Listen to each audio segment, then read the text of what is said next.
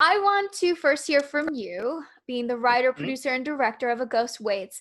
What is A Ghost Waits about?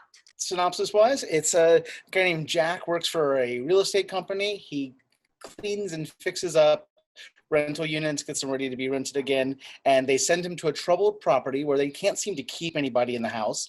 And he gets there and discovers that it's haunted, and maybe falls in love with a ghost. Hijinks ensue. I love it so much. I love that this is But thematically, it's about loneliness and depression and all very relatable things, truly. I've talked to people watching sadly, my show. yeah. Yeah. I've talked to people watching my show that, I love rom-coms and I love horror, and the idea of like both being intertwined and having love be such a big part of horror is so cool to me. And to have that partnership. So I want to take it back. First, just I want you to reminisce on the first time that you saw a horror movie that scared the crap out of you. What was that movie? That's a good question. I came to horror pretty late, actually. I grew up a comedy kid. I know the first thing to scare the crap out of me is the opening ghost in the library in Ghostbusters. I was absolutely terrified of her and could not watch that like for years. I would put my hands up. Yeah. Oh. Oh yeah. Yeah, you're not alone. And I was a little bit older, so I know it's not the first one, but I do love telling the story. Maybe the most scared I've ever been in a theater. There's this 80s comedy called Summer School where Mark Harmon gets assigned to teach summer school, and he doesn't want to be there. The kids don't want to be there, but of course they all grow to love each other. And then at one point, and two of the students in the class love the Texas Chainsaw Massacre. So at one point, Mark Harmon is taken away from the class, and the students are very upset because they've now lost their favorite teacher. So they stage the Texas Chainsaw Massacre. So in the middle of this very light, frothy comedy, like suddenly there's like kids running around bloody with chainsaws. And I had to be taken out of the theater. I was crying so hard because I was so frightened. Now, you mentioned this earlier. If you would like to just kind of embellish more on it, you said that, this film does touch on depression and loneliness.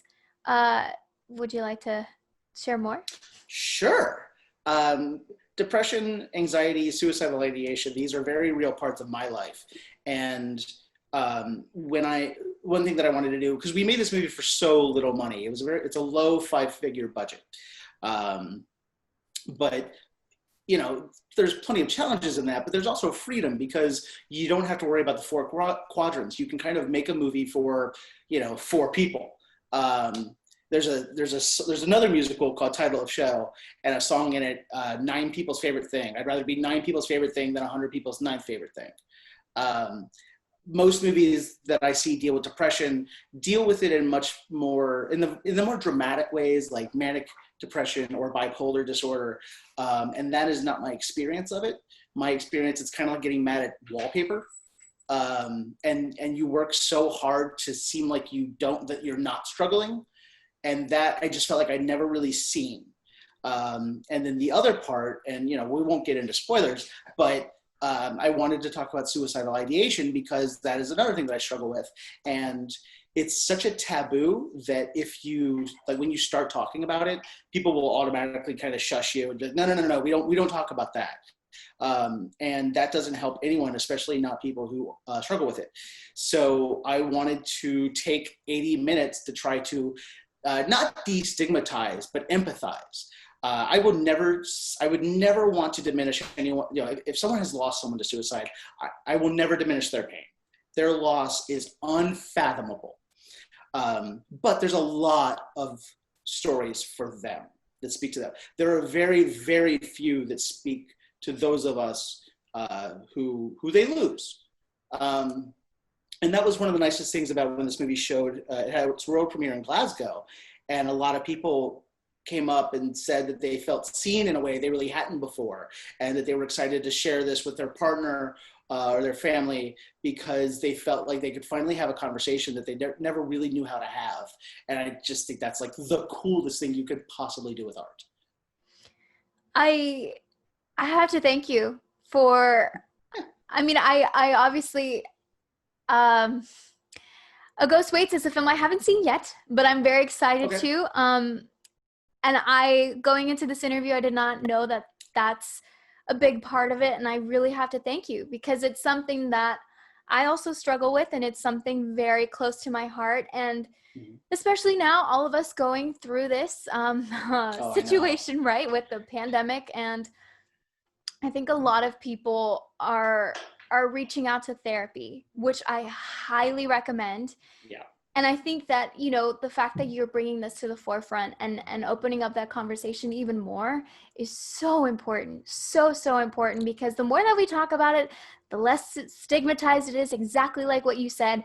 And the fact that you're doing this through a movie, awesome. Through a horror movie, awesome. Through a horror movie that has like romance in it, freaking awesome. Like, shout out to you, because that is amazing. And I thank you so much for doing that. The movie is dedicated to those who make us feel less alone. And I think the most transcendent thing in the world is when two people find each other.